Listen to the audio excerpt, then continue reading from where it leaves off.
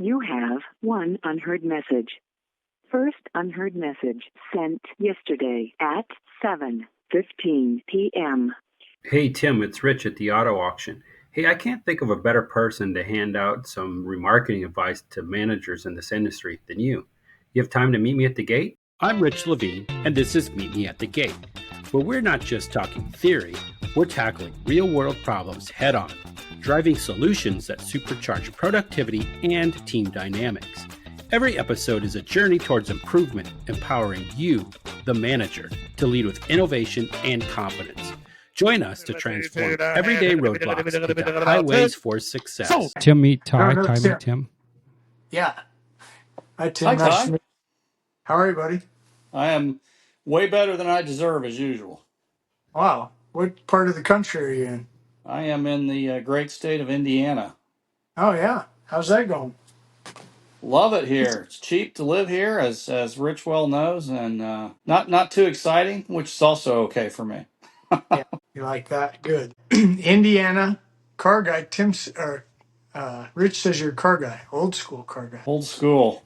I'm an old guy. He's one of the nicest people I've ever met, one of the most kind people, probably one of the biggest hearts. If Tim has an enemy out there, I don't know who they are, where they exist. I'm 5'8". I can't afford too many enemies. I met him when we were working together at a third-party remarketing company in the big city of Indianapolis, Indiana. Okay.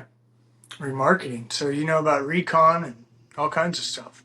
He knows a lot about repos. I would venture to guess that was your expertise before you got into, like, let's say, the remarketing side. Is that fair, Tim? Yes. Yeah, for sure. He knows where the skeletons are buried in the repo industry, but we're not going to bring that out. We're just going to have some fun, reminisce.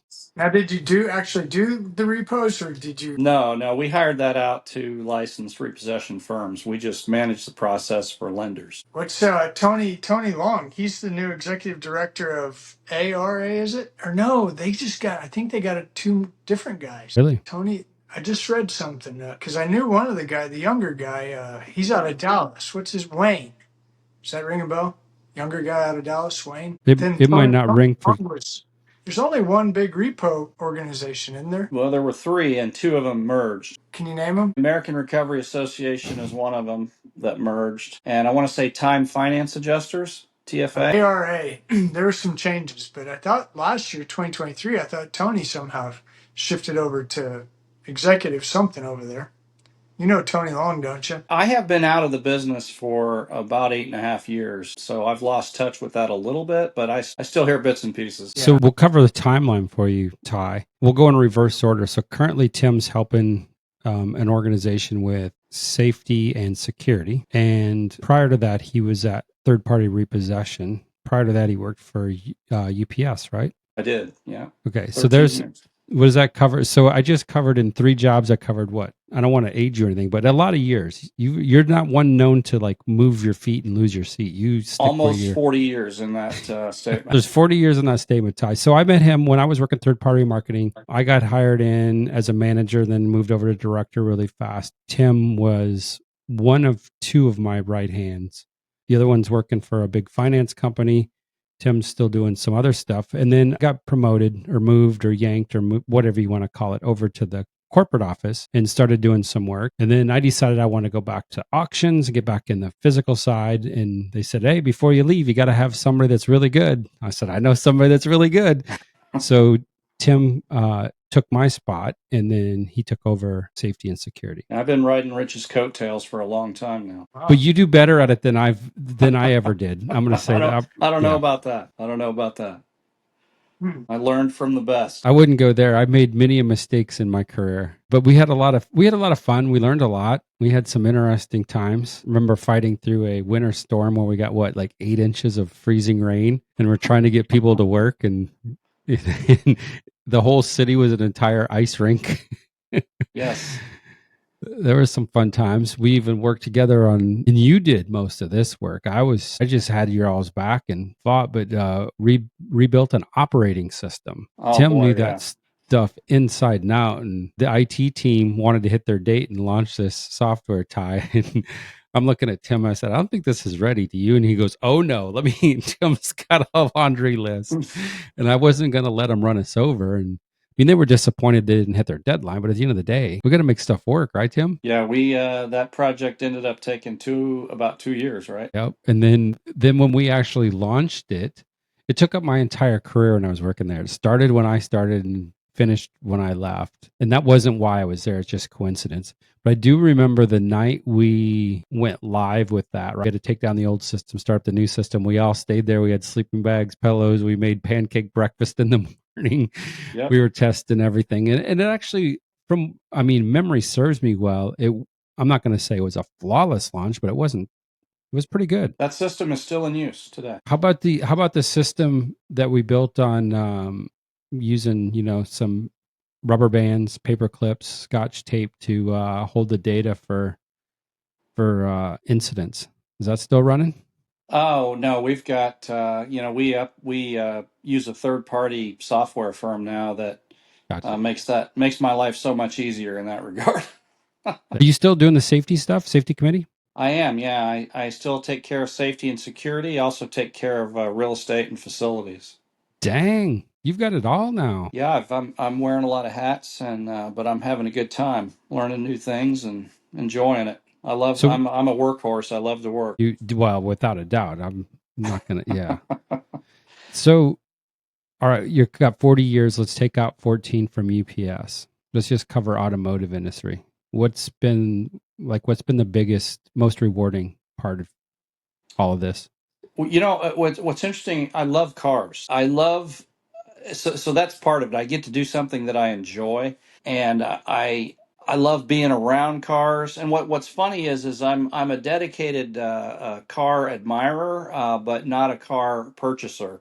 I don't have a big collection of cars or anything like that because I understand what depreciation means. But I do like to admire them, and so I enjoy being in the car industry in general. See, and What's I'm been the just most rewarding though? The yeah, most rewarding is all the people I get to work with. Just love the people I work with, love the teams I've been on. Never been in a bad situation since I've been in this industry in terms of the people I work with and what I get to do every day. So just I love what I'm doing. that makes it a little more fun when you like the people you're around. If you don't like Oh the yeah, people, Ty and I've talked about this a few times. It makes things a little difficult.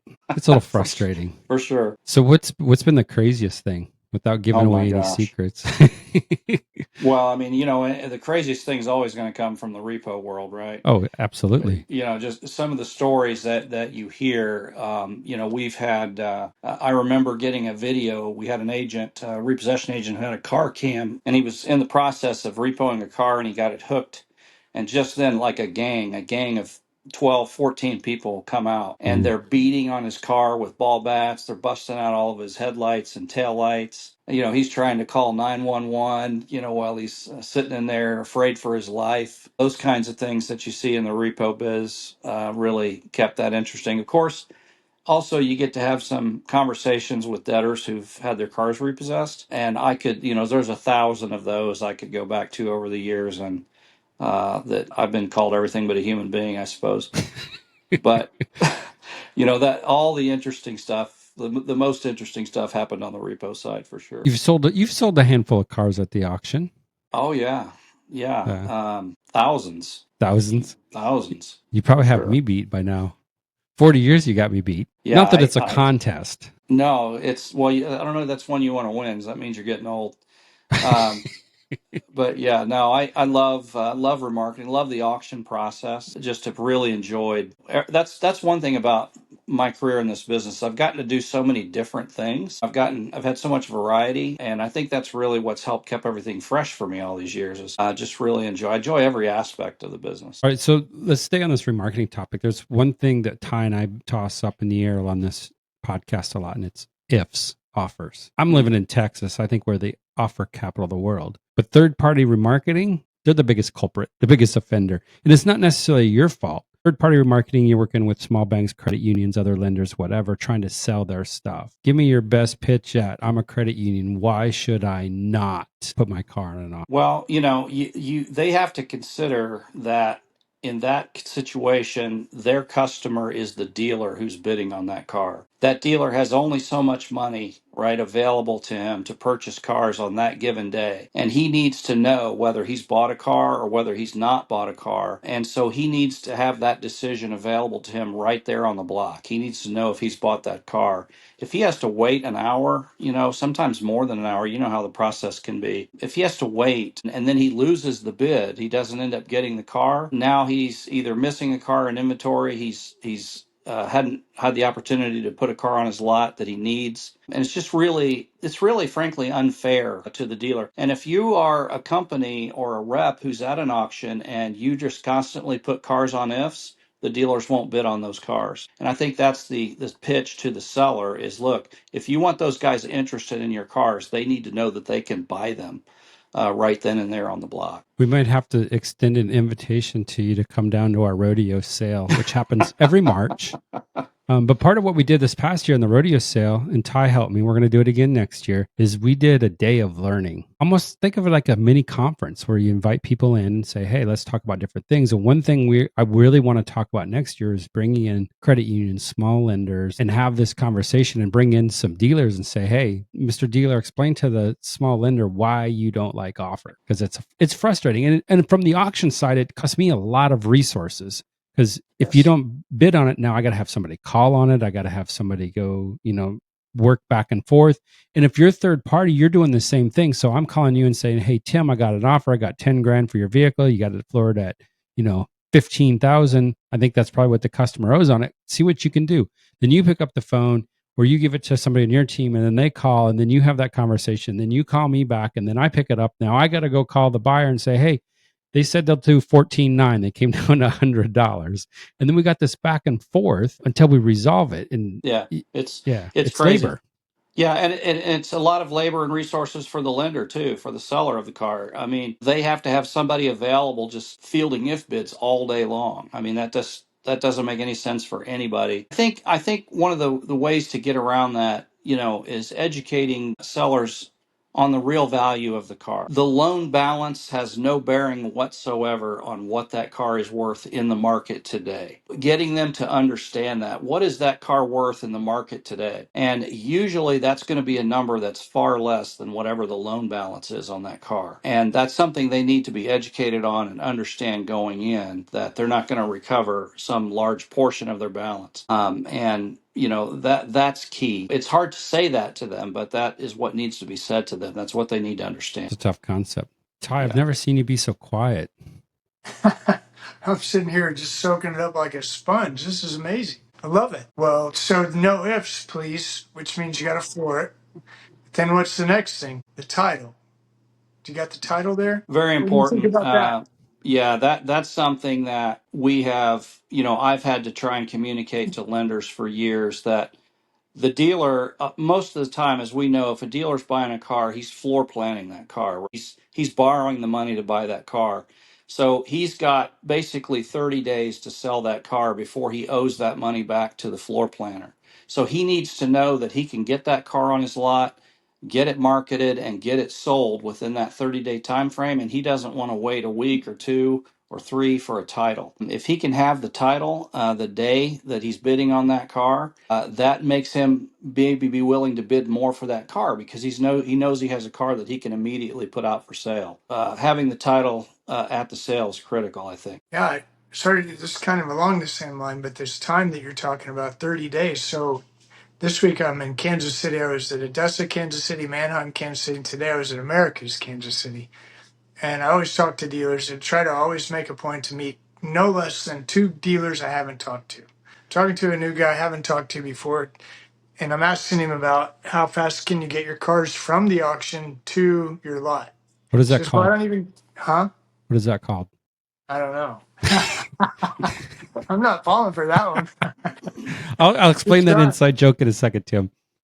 Okay. Go back Well, to your story. I'm sorry. So you got to get the car as fast as you can to the dealer. That's your well, problem. that's what I've always thought. The guy buys it, he wants it now because it's on the floor plan. It's accumulating interest. That's a cost, a daily cost. But anyway, I'm talking to these guys, and guess this blew my mind. They don't care when the car gets there anymore because they can't get it to the shop because the shop's booked up, backed out, booked up, packed out. they're waiting 3 and 4 weeks just to get a car out of the shop. Have you guys been hearing this? No. It's worse than transportation. There, I said it.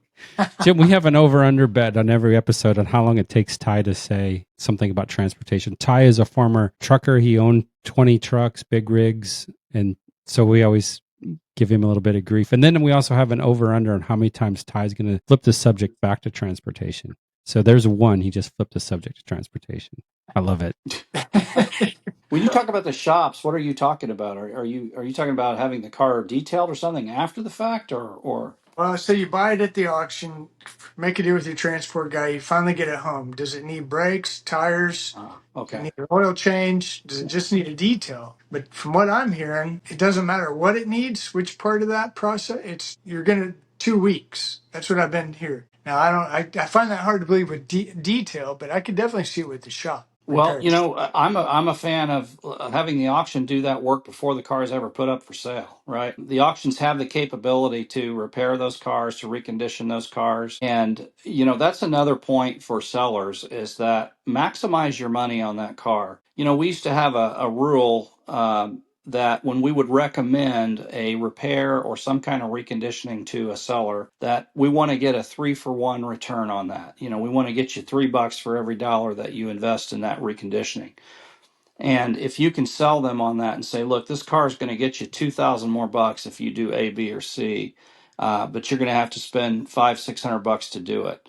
That's the kind of thing that we want to sell to the seller. We want to get them on board with that, have all that stuff done so that the dealer has a front row ready car he can take right out to his lot and sell. Well, that's kind of where I was going with that. So if you know what you want for the car and you're going to sell it on the block and you got the title and you went ahead and fixed the brakes and detailed it, I don't see why any dealer right now wouldn't want to pay more knowing that I can get my transport guy and fight with him versus fight with my transport guy, then my repair guy. Yeah, I'm with you 100%. And I forgot about that's a great point. I forgot. Most auctions have a recon center. They can do those things. Yeah, and how about this? I know a lot of auctions too have some kind of a certification program, right? Or at least they have a seller guarantee program that says, hey, we guarantee this car at least to the end of the business on the sale day, so that the dealer has confidence in the car that he's buying. That also raises bidding. That also helps the seller of the car. But getting the seller sold on that concept is sometimes a challenge. But man, it pays big dividends if you can guarantee those cars on the block. I'm going to throw a curveball at you. I agree with that. I helped do a bunch of that stuff in my day, but I'm going to win the lottery. I'll share. I'm going to go open an auction. Ty's going to help me. We're going to call it Red Light Auto Auction. Every car that comes in, we're going to sell. It's going to be on a red light. We're not going to guarantee anything. You bid on it, you buy it, you take it out. And if you're not selling the car, and you know what, we're probably going to kick you out.